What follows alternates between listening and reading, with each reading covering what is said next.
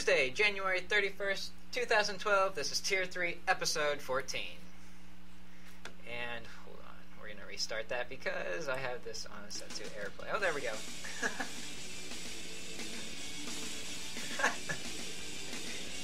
We can never get over this podcast. Our starts are always so messed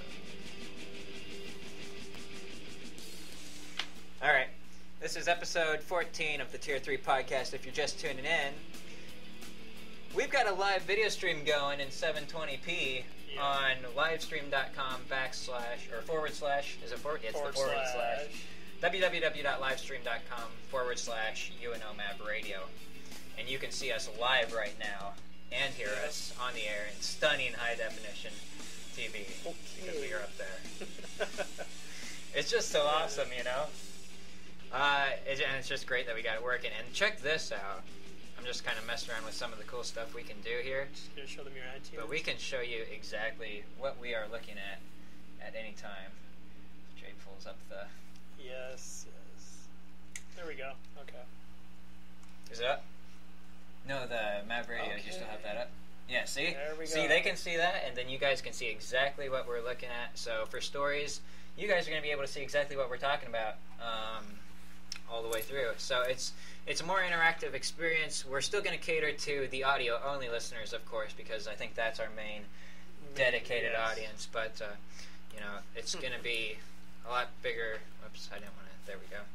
Back to us, hopefully. Yes, there we go. There we are. Isn't that awesome? I'm just having so much fun with all these tools. I can see that. All right. Well, I'm majoring in broadcasting. This is like so exciting for me. It's hard. All right. What are the headphones loud, or is it? No, it's nothing. It's just. See, look at this. I've achieved perfect streaming. When my computer tells me that I've achieved perfect streaming, my life is bliss. It actually tells me, you are streaming perfectly, sir. Great job, man. Great 4 job. to 5 second delay. Yeah. But the audio and video is synced, so they don't know that. Don't tell them that. They don't know that they're just seeing a delay. Oh, you just ran off. Okay. Well, it's the same if you watch anything on HDTV. So. Yeah, it's always going to be a delay. You're watching the Super Bowl, it actually happened.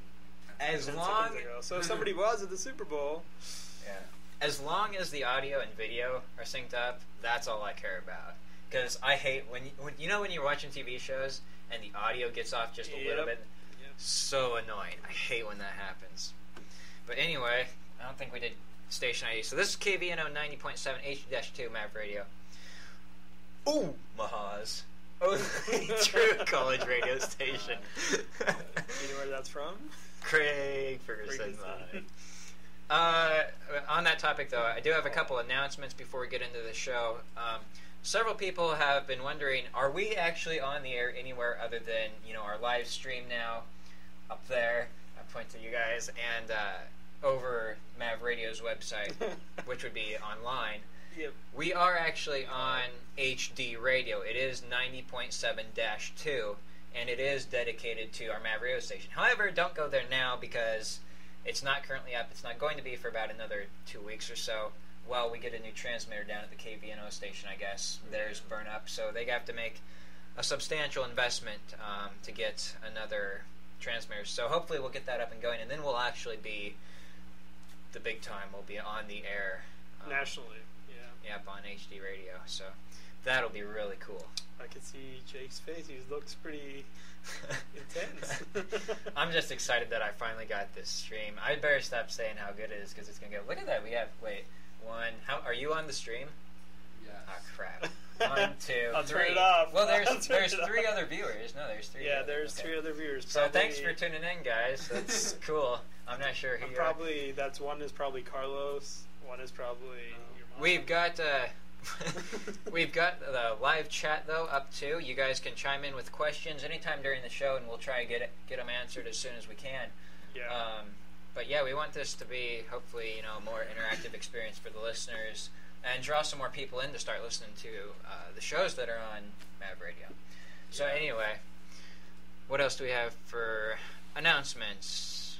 We've got plans to add some more stuff into the studio, but that'll be happening in the next few weeks. Hopefully, we're just going to get stuff better. And I've got kind of plans next semester to move Tier 3. I'd like to do daily, hopefully, if we can do that, but we'll see what happens. Anyway, that'll be We could probably updated. try somewhat over the summer, I guess. That would be a nicer time to try it out because people actually have time. Right, sure. And I've got to talk to Anthony about that and see if we can even get in here during the summer. I don't know how that works. Yeah, I guess that's a good point. Okay, well, let's get into the show then. Some news. This was interesting, and I actually found about this through my IT ethics class because we were doing articles. And Twitter announced that finally, they had basically, they were originally how they operated was their tweets, no matter what, tweets. No matter what they were, no matter where they originated from, they were always going to be displayed on their website. Well, that's changing now. And I'll because just go a to... lot of countries have the issue of, what is that term? censorship, Yes, I guess. censorship, They sorry. don't want... The government only wants them to see certain things. And they especially mention France and Germany. Right, yeah. And so I'm just going to use our awesome new technology here to show you the Twitter webpage. This is from Can't read that. the Twitter blog. If you go to full screen. Okay. But don't do that because you need the show notes. Yep. And if you crash my computer here, I will kill you. But Twitter has basically announced that they are going to be withholding or basically censoring certain tweets that I guess countries deem bad for the public, I guess you could say. Like we mentioned, France and Germany, they have the anti-Nazi, or they've banned the entire Nazi idealism. I would say not idealism in this case, but that entire community, let's say. And they, in the, the place where they, on the Twitter, it was on the Twitter blog, wasn't it, where they said, and they said it's due to them expanding, I guess, going into more countries. They wanted to basically make sure that they could get into everywhere. They want to expand too. They're pretty big, and they just continue growing like Facebook does. And the idea is to be able to cater to their audience. So that's what they're doing. To be able to please their customers, they're banning the things that those countries may not want, or that the governments of those countries have requested not to be on there. Right. Does Facebook, No idea. Twitter, does Facebook censor anything coming out of certain I don't think so, countries? because at least not in India. So that I can tell you, but I think they do up to a certain extent in some countries about some factors, because people have different ideals. But then again, Facebook is built in such a way that it's not like the top Facebook status gets displayed to everybody. So the idea is on the tweets, the top 10 tweets get displayed all around the world. Right. So those can be censored if they need to be. However, in Facebook, everybody is just a friends network, so I don't think people from different countries affect each other as much. Twitter is more like public and following people that are not necessarily your friends. Although I've started using it more than Facebook, really, probably. It's quicker. That's the big thing for me. It's faster. I don't use either anymore. I use it to get news. That's what I use it for. News comes instantaneously on Twitter. It is very, very good for a news aggregator, I guess, because you'll get the same story popping up. You follow all these different news websites. You'll get the same story popping up all at the same time, but you'll have all the sources for it because you get those original sources. And then you can see the sources and go to their actual stories. It comes in extremely useful. That sounds really good, but I still read the newspaper, unfortunately. Yeah, most people still do. Yeah. All right, I hesitate to go into this. Oh, please, just jump into it and jump straight out. That's all we can do. Okay, well, let's touch on it at least. This is an ACTA, is what it's called, the Anti-Counterfeiting Trade Agreement. Basically, well, pretty much SOPA, PIPA, all that combined, plus some, pretty much is what it is. And guess who pushed it through? Well, Obama is trying to get it through as an executive agreement. I'm not sure exactly where it is right now. It's just circulating apparently right now. They don't even know. It's been circulating since October 1st when he signed it. I forget what document that we have that gives the president, the right to the executive agreement, but it only gives him certain things to do an executive agreement I don't know what the situation was, but I thought a lot of the executive orders are he gets ultimate power in especially a state of emergency or in a state of martial law or something. But now, like, I don't quite understand how this works. Yeah, and Congress has been looking at it, and I guess people have think, you know, the power, however it's related to the internet, that's an issue that's given to Congress and not the president. Yeah, because Congress is supposed to represent the entire country, the different states, and that's the actual democracy, if you would say. But the president should not be allowed to make all the decisions. That's why we have a Congress in the first place. But he tried to push it through this time. Right. So let's head over to the ever handy dandy Wikipedia, as you can see, is now up if you're looking at the live stream. What exactly is the Anti-Counterfeiting Trade Agreement, or ACTA? I can't read it. No. Yeah, go ahead. Well, first of all, who's all in it? And it was signed on October 1st, 2011 by us, by the United States, along with Australia, Canada, Japan, Morocco, New Zealand, Singapore, South Korea. In January of 2012, that was October 2011, January 2012, the European Union and 22, try to get 27, 22 of its member states evidently signed as well. So totally, we've got 31 countries. And yeah, it's getting to be a big deal now. But it gives out, like, for the implications for the United States, internet users in the U.S., what are the implications of it? Well, there are some amazing implications, apparently. Like, they're saying that even after you get banned, in a sense, like, if after the certain material has been put offline, if a certain person was actually found doing it, like if a person was caught, what would you say, actually pirating something or violating the copyright laws or something like that, then their internet access could be revoked. Yeah. And that means a completely new thing, which means that every single person would have to get an internet access card. Which is very scary. Which is very, very bad, especially considering how the government has used our information in the past. And I think the ID card is something that the president's actually discussed or thought about before. It's in the works, apparently. Yeah. Like, it's supposed to be in production right now. They're going to start putting these out, and it's going to be mandatory for every person to get it, and that's unbelievable. Like, it says at the start it will not be mandatory, where they'll do test phases, but afterward it's supposed to become mandatory for every single person to be able to access the internet, which is unbelievable. What I find so... Norton Antivirus just gave me a high CPU usage warning because of all the stuff that's going on my computer. I've never actually gotten that before, so if this thing melts, I'm sorry. It'll be quite funny. The scary thing for me is that, you know, SOPA and PIPA came up so fast, it felt like, and, you know, it was just like that. And news, I mean, it was on local news, national news, it was being covered. ACTA was started, way back in 2007? Yeah. Now it's actually starting to get pushed and in, but actually the surprising part is how quietly and how fast it's moving. Yeah, but there's no coverage on it. Yeah. It's on the internet. You almost have to search for it though still. I mean, now you can kind of find it more easy. There's a few online news agencies picking up about it. I think one of the major reasons why you had the SOPA and PIPA bill become so widely spread was because certain websites said they were going to do the blackouts, and a lot of news channels actually started following that. However, even in this case, like, you have Anonymous doing one of its regular attacks on the International Trade Fair website and withholding all their information and et cetera, but that's still not as big an attack because it's not being very publicized because people don't want it to be known, or at least the government doesn't. The only thing that I've heard is the protests in Poland. The politicians with the Guy Fawkes mask. You guys something about it? No. Basically, they're just protesting ACTA, and I guess that got a little bit of publicity, but other than that, I haven't heard much at all. The thing is, again, you'll see all of a sudden, unfortunately, in this case, I'm not sure how websites can react to it, because if you actually look at this looks a lot more legitimate, not in a good way, actually, in a good way too.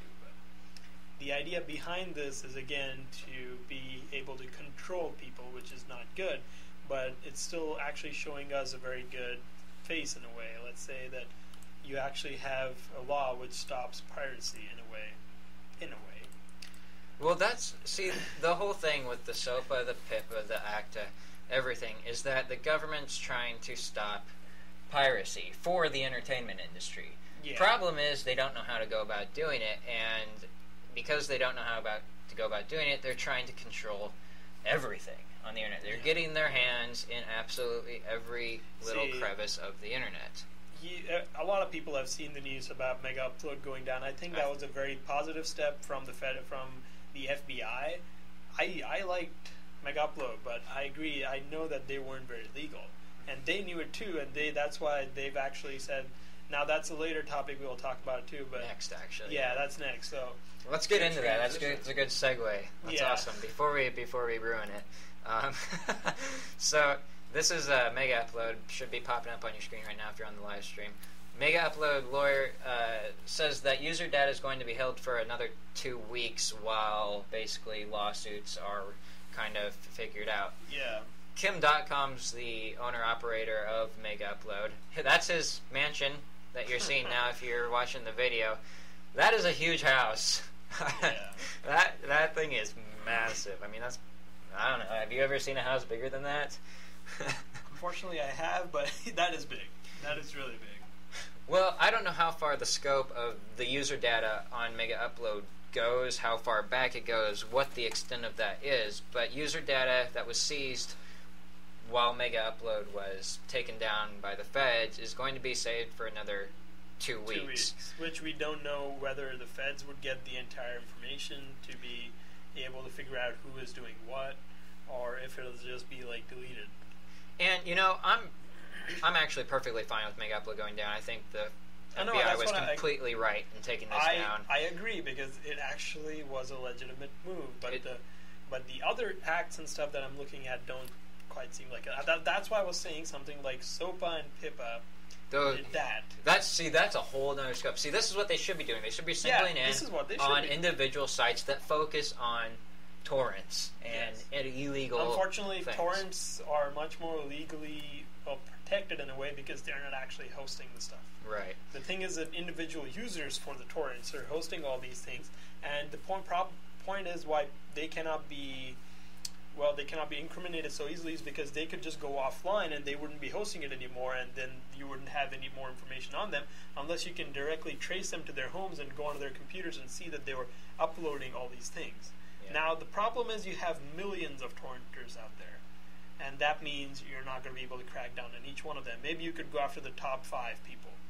That's why torrents will keep continuing, and that's one way to stop that would be actually what some people have done, or some ISPs have done, is they've actually limited the number of connections you can have on a certain connection so that you can't actually connect to multiple people when downloading torrents, which completely kills your speed.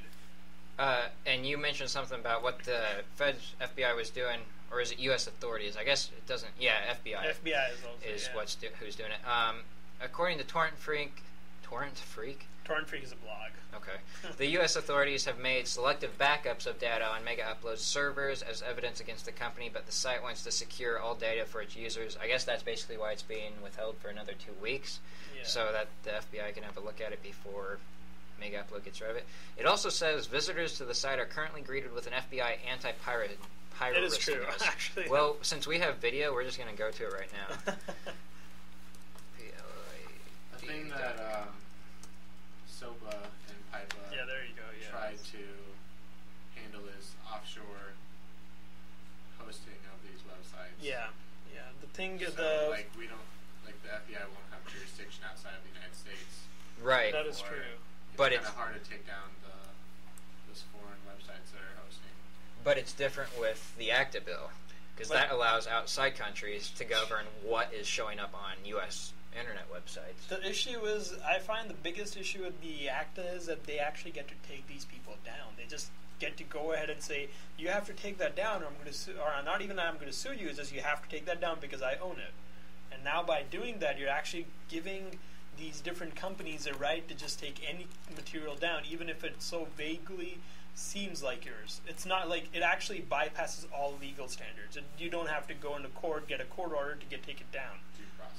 Yes, there is no due process. Well, you're talking about the ACTA. Yeah. Yeah, that's my other problem with it. That is one of the biggest problems. And with SOPA and PIPA, there would still be due process, though, wouldn't there? Yeah. Okay. Yeah. Yeah, ACTA Well, goes by all of it. Bam, gone. That's the for idea. SOPA, even they can just take down.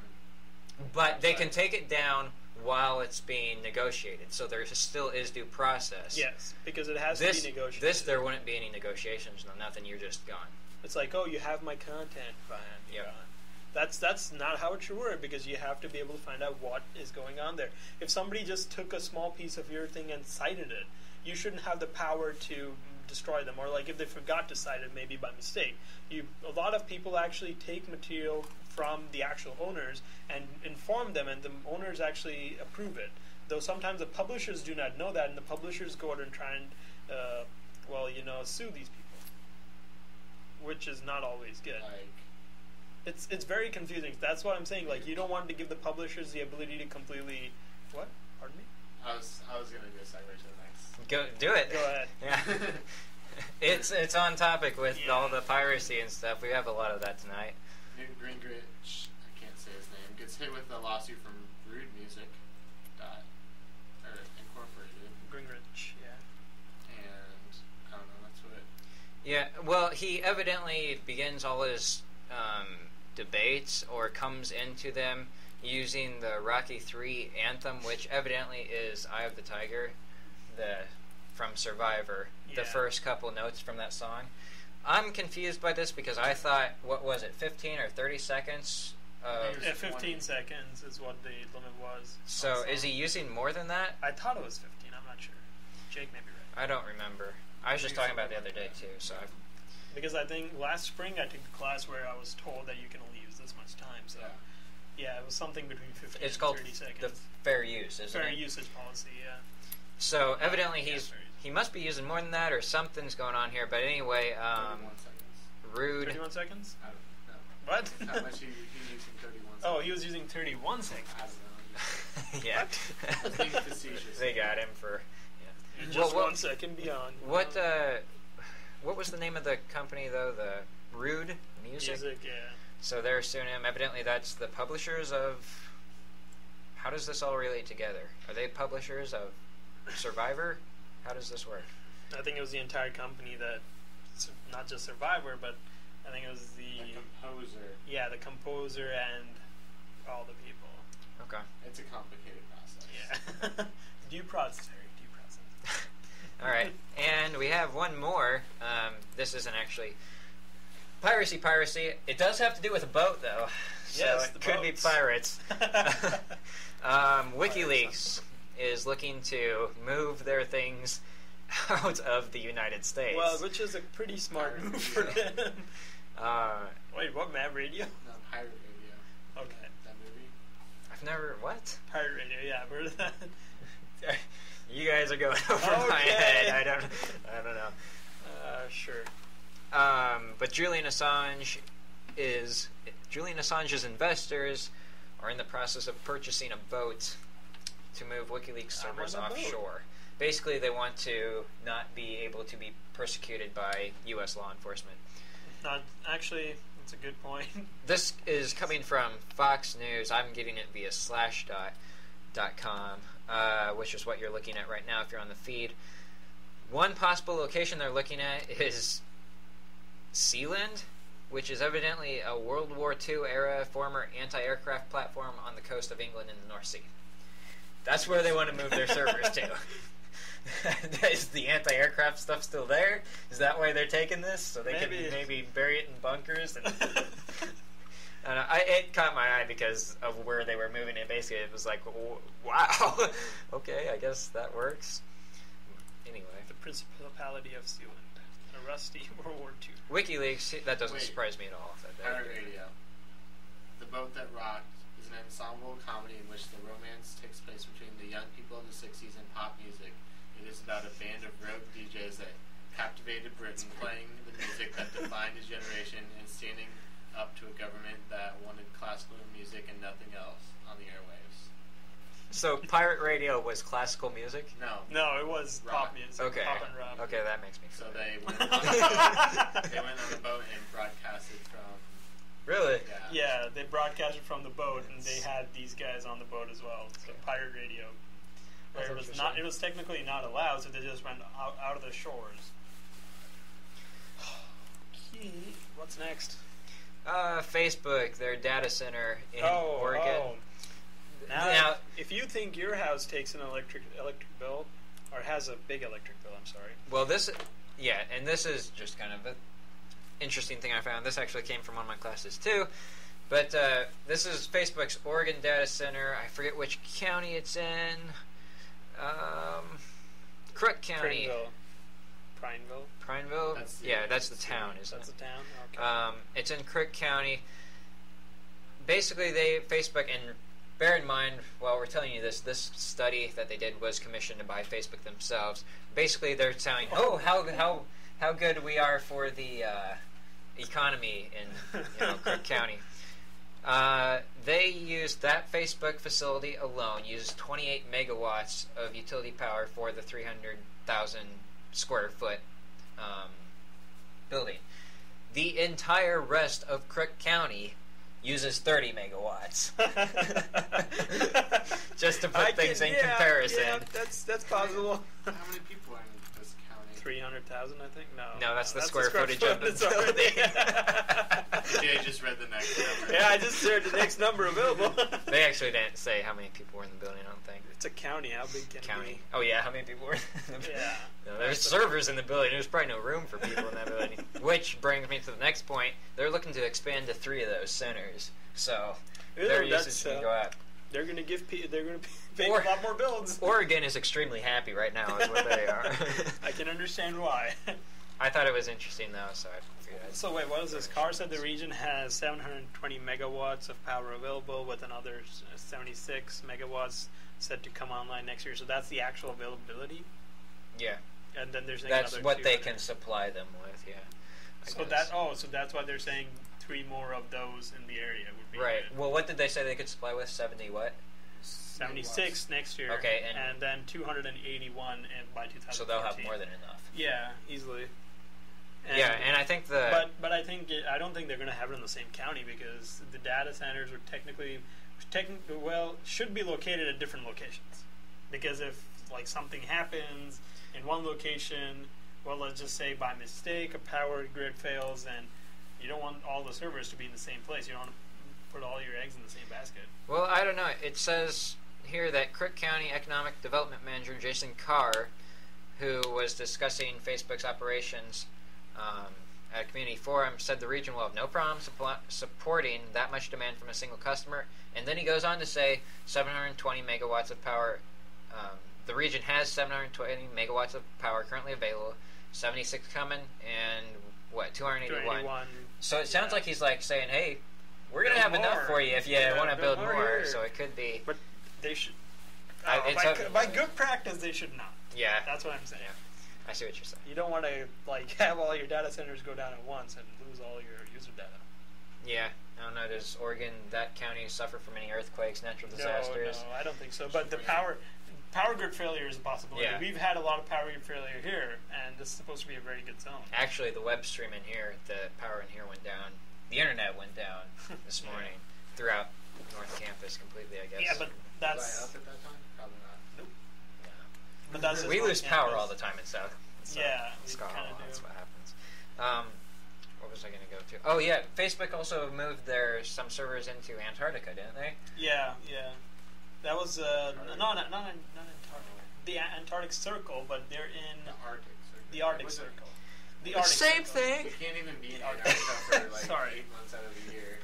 Arctic Circle. There's only a very Which country was it? time that you can be. Which country was it? I have no idea. Sweden? I'm not in Antarctica. I can't remember. I'm not going to say anything because I think it might have been Norway. Netherlands. Oh, yeah, you're right. I think it is Netherlands. Well, place where it's kind of cold. It was cold. I do remember that because they were saying that in the article. All right, let's go into our last 2 stories here to wrap things up. Microsoft is coming out. There's been rumors, going everywhere about the Xbox. So when's it going to come out? The new versions of it. 720. 720, whatever it's it not going to is. be called that. Why not? They're saying it's probably not going to be called that. That's just a tentative name because just a tentative. I don't think Microsoft knows anything at this point because they just said, report, don't expect the next Xbox announcements this year. Yeah, they already said 2013 is possibly when it comes out, 2014 maybe. They're changing the idea. I think last time I heard any rumors about it, they're saying it's going to be a full multimedia device more than just a gaming device. It can, and they said it could possibly handle all your home's multimedia needs, and that's more than just. Interesting. I just don't know what the next level for gaming is. That's the thing. Like, it's just become so vague now where people can go with gaming because it's already become HD. HD has become like so much. HHD. High definition. high definition. And no, the idea is basically the same, that they want to go somewhere which will make them money, but it will be useful to people as well. So a full home entertainment device would be better than just a gaming device. And that's basically what the PS3 is right now, which is why I completely see Microsoft going in this direction, making it a lot more like what the PlayStation 3 is. But they'll go a next level. That shouldn't happen. Like, even the PS3 is moving up in the world with the PS4. Yeah, I don't know where the PS3 is going to go after this. I mean, it's going to be basically, I think it's going to be all the same stuff, just better operating system, more fluidly integrated, all that stuff. That's a good point to improve, because I heard a lot of people complaining, not a lot, but at least people I know, complaining that Skyrim, which was the game of the year this year, ran more slowly on the PS3 than it did on the Xbox, especially because of how how the games would be saved apparently. Like, you had to go into that outer screen, like the Xbox has the dashboard screen. Yeah. You have to go into the outer screen to save the game apparently, and then go back into the game. So it would save and go back. So every time, like apparently every time you would do a simple thing like fast travel or something, it would perform this really long cycle, which isn't good. Well, that's probably more Skyrim's fault then. Could be coding it could be PS3 in the game. I don't know. Could be anything there. Basically, what I wanted to get to, the main point of this article was, and the original article was in French, which is why you're looking, or we were getting the joystick, I believe, wasn't it? Joystick article, yeah. Mm-hmm. E3 is still premature. What's certain is there will be nothing new in 2012. That's the exact statement. Games possibly is the only thing they're looking at this year. Yeah, it's gonna be. There's obviously gonna be games, but no, there's some like forget it. But no new system. 3D based games, I think, is a lot more what people will want to expect, which I don't really see the big. 3D is okay, but well, we'll see. All right, let's end up with this article here. Now the big one. Yep, this is still Microsoft, and this is a little bit about Windows 8, some new stuff that's come out. 13 features. This is published by ComputerWorld.com. One of their editors, John Brandon. 13 features that are going to be included in Windows 8. Are you impressed? I'm not. The fast boot up. Understandable. Okay, the one that I really like here, and you're seeing this as I scroll through them, is the fast boot up. That's nice. During tests, Windows 8 booted in about 6 seconds compared to about 90 seconds for Windows 7. Yeah. That's amazing. That's really helpful. That's on the test.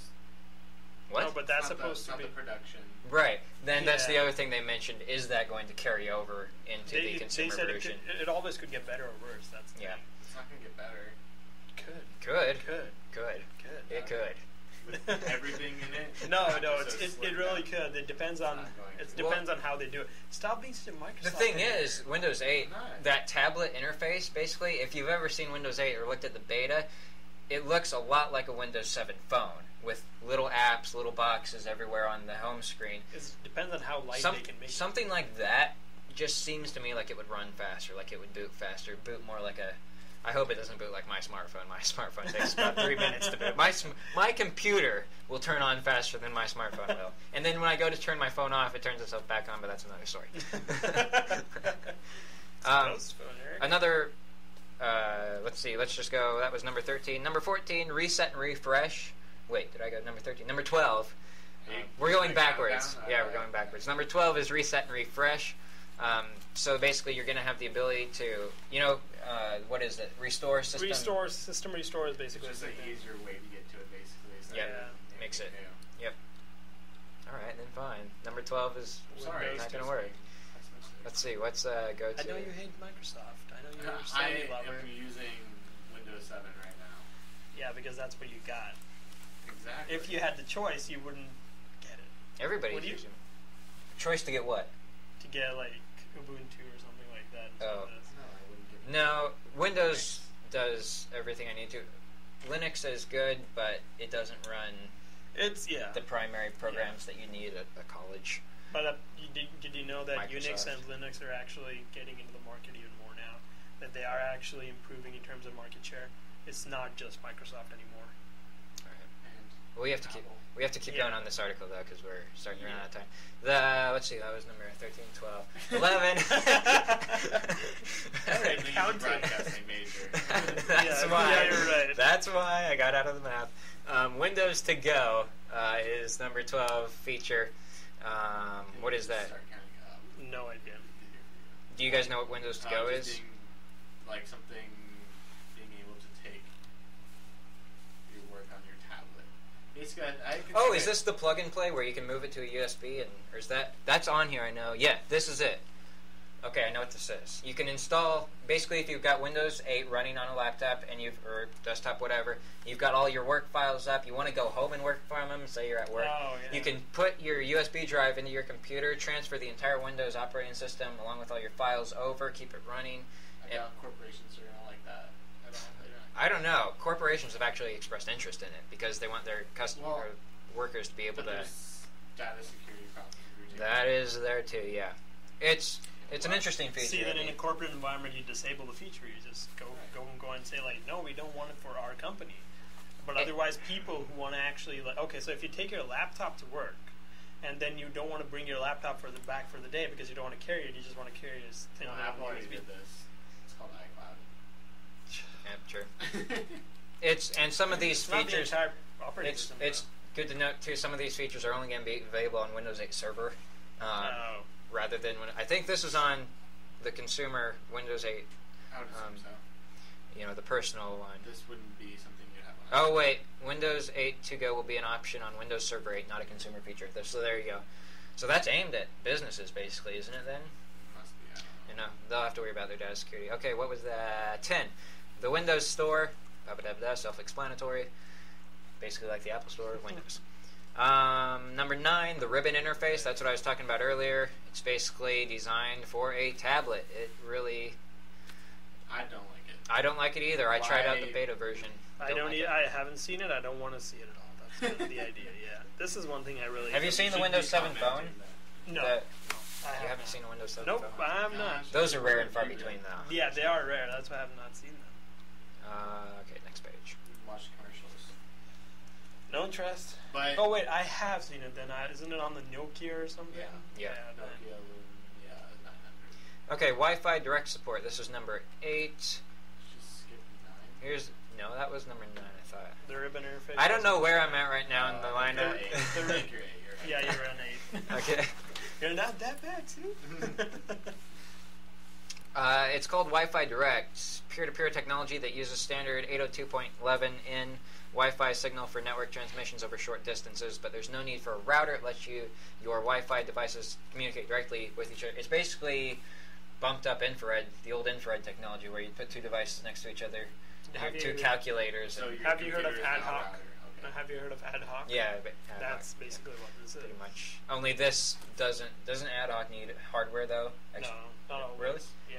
With the new So wireless this will be technology. hardware.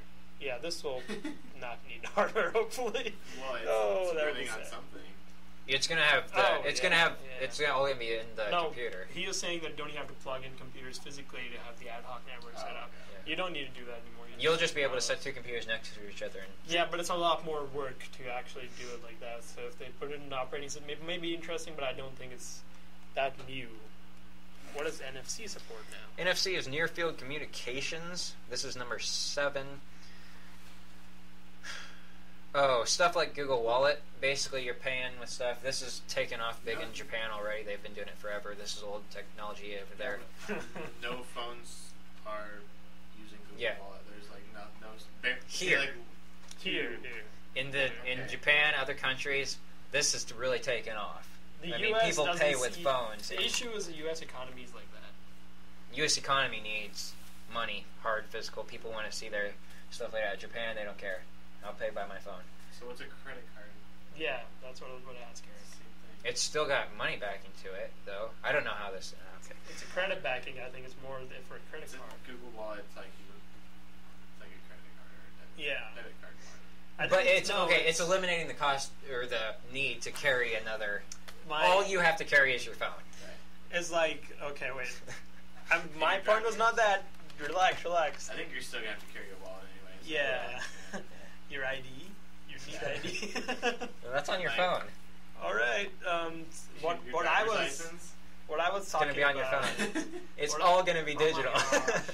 What I was talking about is not about how people will talking about cash or anything. What I was talking about is when you come onto phones paying for you, then you basically have the phone company deciding as well, because Verizon controls all the phones that they have, and they have their own special CDMA technology on it. Now, how they decide, basically, they have a lot of control over content. Control the phone? They almost do, yeah. They actually have a lot of power over what the phone can do. Are they going to take over your phone? No, they don't want people to have that on there, just in case, like, it can be hacked or something. It can be easy targets. It's been hacked, and you can put it on your phone now. Like, there's hacks to get it onto your phone. That is true, but they don't. That's the idea. They needed to go through due process before it gets here and is used on phones here. Okay, what number are we on? 7. 6. That was 7. Now we want to go to 6. 6 is native ISO image support. That I really like. Explain. ISO images are a lot of programs nowadays use ISO images to run, which are not actually openable by us, but other programs, like you have games and stuff which have specific properties to read these ISO images. ISO images are like a special file type, which don't allow you to read anything at all. Right, but you can boot from them. I know that. Yes, you can boot. That's the amazing thing. You can boot from them, but you can't really control what they do. Now, that's what I like about this. Now, you can actually control what they do. You can modify them. You can actually see the contents. You can change stuff. You can actually have somewhat control. Now, what native ISO image support means is you can make your own image. So you can actually build that little layer that allows you to access this. You can build your own program and build that layer on top of it so that it can be used by different programs or different devices. Okay. That is kind of nice. So you can actually build real programs and have them boot directly. 5. Side-by-side apps on tablets. Yep. The Metro interface has one unique feature for future Windows 8 tablets. What do you mean? Of course you should be able to run 2 things at a time. No, but next to each other, that's the idea. All you have to do is, in Windows 7, just drag it to the right and get off the screen. Is that all that is? I don't know. It sounds like it. Yeah, that's what it sounds. But this is geared toward the tablets. This isn't. I mean, if you see the verdict down there at the bottom, it's not on the screen right now. But a useful feature for tablet users. It's quite possible that competing Android tablets and/or the iPad will also start side-by-side apps at the time Windows 8 is released. See, because if you're doing mail and if you're doing checkup like your browser or something on the tablet, then you don't want to have to like switch between the. Like, okay, if you're doing a special mail app, and if you're doing a different something else, anything else. I mean, 2 apps at once. Okay. It's pretty good, yeah. Your tablet. All right, Jay, do you know anything about number 4, ARM processor support? Not really. Windows has traditionally run on 86-based processor. x86, that's a hex. From Intel and AMD. If you buy a ViewSonic or Asus tablet that runs Windows today, it will probably use an Intel processor, but Apple's iPad and most Android tablets run on ARM, which is Advanced RISC Machine, RISC, machine processors designed for fast processing and long battery life, which makes sense for mobile devices. So it's going to be able to maybe support those, maybe some better laptop power management, improved battery life. Hopefully, maybe that's kind of factoring into that decreased boot time. Yeah, it's basically, I think what they're trying to do is make an extremely light but efficient operating system. Like we talked about iOS 5 and iOS in general in the past, and we saw how light it was and how little energy it takes, and how much efficiency it has almost. So it'd be kind of nice, like, to see some good competition from Microsoft. I mean, what I'm saying is a tablet interface, not something that I'm going to want to run on my desktop. It's not really an interface. It's a processor chip that. No, I'm not talking about the entire Windows 8. Oh, okay. Like you were saying, all these good things are for tablets. Yeah, no, it's really that's the thing. it's geared toward the mobile. When Microsoft has seen Windows 8 go mobile, it's going. You know, they started off building operating systems for their PCs. Windows 8 is not only PC, it's going to go mobile on tablets, and I'd be willing to bet it goes, we see a Windows 8 phone. Right. Yeah, the idea is they basically kind of lost out on the market. They lost out. No, they control every business runs. True. They just want to get into something else too. It's like the idea is, okay, when PCs came out, that was the amazing technology. They had ultimate control over it because they basically were one of the most dominant operating systems on it. Now they just want to go and become a dominant operating system in terms of mobile devices too. Why would you contest that? They're a corporation, they want to grow. Okay, but it's different because, I mean, Apple has their iOS and they have their Snow Leopard. True, but that's what they're saying. Apple has so much control over their devices that people don't get to do much changing or anything. Now, the idea what Windows has always been is optimizability. You can change whatever you want in Windows, right? Yeah, but you're not going to be able to can add. Windows 8. You can, but it's basically like Windows 7, but for mobile devices as well. That's the idea what people want to do. They want it to be customizable even on tablets. Why not make it a mobile operating system? They don't want to have two separate things. That's the idea. They want to just keep one single thing. They tried Windows Mobile, but it's not been that effective. It's not been that good. So they're giving people the option to have the same operating system, same almost everything, and have that on your mobile device and on your PC. Why would you want to have the PC? That's the point. Now you won't want a PC in the future. You could just go with Windows 8 option possibly for a mobile device. It's just the way they want to try and grow. They want to grow into that market. What can we say? It's just their wish. It's just their market plan or business plan. Well, we got to go on to the next one because we're starting to get low on time. This is one of my favorites. Windows Live SkyDrive integration. This is number 2. I don't know if I'm doing this list backwards or... Wait, we're off one. This is number 3. SkyDrive integration is going to be in Windows 8. I actually use SkyDrive. I don't use Dropbox. I use Box.net, which is awesome, by the way. Shout out to Box.net. But SkyDrive is nice for content that you don't need to go online. You just want to switch it from computer to computer. Keep stuff synced, documents synced between more than one computer. That's really you can set up sync folders, and it's called Windows Live Mesh, which is run through SkyDrive. And basically all your files within those folders that you have set stay completely synced, up to date on multiple computers, no matter which one you're editing them from. Really nice feature.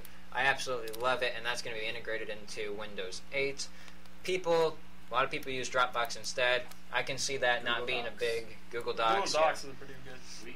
But when you need, like for me, for classes, when I need an actual Word document, I can just shoot it over to SkyDrive and it, Google Docs. But see, if you've got a Word document and you need to do like the equation builder and stuff, the Word document thing is better. And in the same way, like if you have any other kind of document, you can shoot it onto SkyDrive. You've got a program, you can't really write that on Google Docs. Well, you don't have to put it into Google Docs format. You can just put the Word document on there, and then once you get to the place you're at, you can download the Word document. But then you'd have to download it and re-upload it, and then have that changed. Like then the person would have to go do that. The idea of that's what you're saying with SkyDrive. Wait, hold on, what? Okay, let's continue. Next one? Okay, good idea. Hyper-V. I have no idea. Virtualization. This is number 2, by the way. I'm failing at this countdown. Hyper-V, Microsoft's enterprise virtualization tool. Oh, okay. You should know this. This has been in Windows Server. Windows 8 is going to bring it to the client OS. Basically, going to make it easier for users to run multiple operating systems within Windows 8. Otherwise, you have to get VMware or something like that. Yeah, virtual machine. Little known fact, though, if you have Windows 7 Ultimate, you actually can get a free copy of Windows XP. I think it's Professional. All you have to do is download the virtual machine that comes with Windows 7 Ultimate. It might be with Windows 7 Professional, too. I don't know. I'm not quite sure. But you can get a virtualization of Windows XP Professional so you could actually inside use all of Windows old 7. Stuff. Yeah, you could pretty much use all your old programs that you can't use. Doesn't really matter. 7. Windows 7 runs pretty much everything anyway, but neat tidbit if you didn't know that. Yep. But it's going to be easier to run multiple operating systems within the Windows 8 operating system with this Hyper-V technology that's being introduced in Windows 8. And number 1 is a beefed-up task manager, because everyone needs to go control, delete, and end all tasks. Yes. All the time.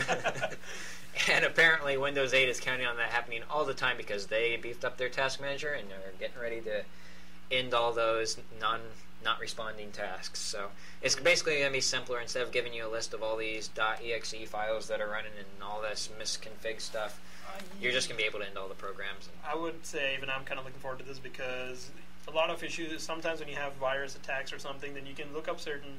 Now look it up. Like last time I had on my PC when a virus attacked, there was a certain little program, or that would just keep popping up on my next to my clock, and would keep giving me like these dialog boxes that would say, your thing has been infected. You need to get the anti-spyware program. It would basically be like virus. It would be basically it would be like a worm that would keep on telling you to go download this and pay money for it. Now the thing is, when you go on to your task manager, you can most of the time find that little program that keeps running, then stop that. When you stop that, then you can actually go ahead and really delete it from your computer. However, if it's still running, then it takes it as a priority task and you cannot actually delete it. Yeah. And that is the 13. That list again was put together by what? Computer World. Yes, John Brent. Very nice to have that finally laid out, what's actually going to be included, things that are going to be different in Windows 8. But that's going to about wrap it up for this show. I hope you guys tuned into the live stream. If you didn't, it's www.livestream.com/UNO Mav Radio. We can get there from. You can get there from mavradio.com. Is that what it is? I think it is. The blog. If you type in mavradio.com. Where you typically listen. I think we've even got the live feed embedded on the Mav Radio homepage. So we've got 5 viewers right now. I don't know if that's just our computers or if there's actually people listening. If you tuned in, thanks for listening. Hope you had a good time. Hope you enjoyed everything. But that's going to about do it for us this week. We will see you next week on the Tier 3 podcast, and we will have video and everything again next week. So thanks for tuning in. Enjoy the rest of your night.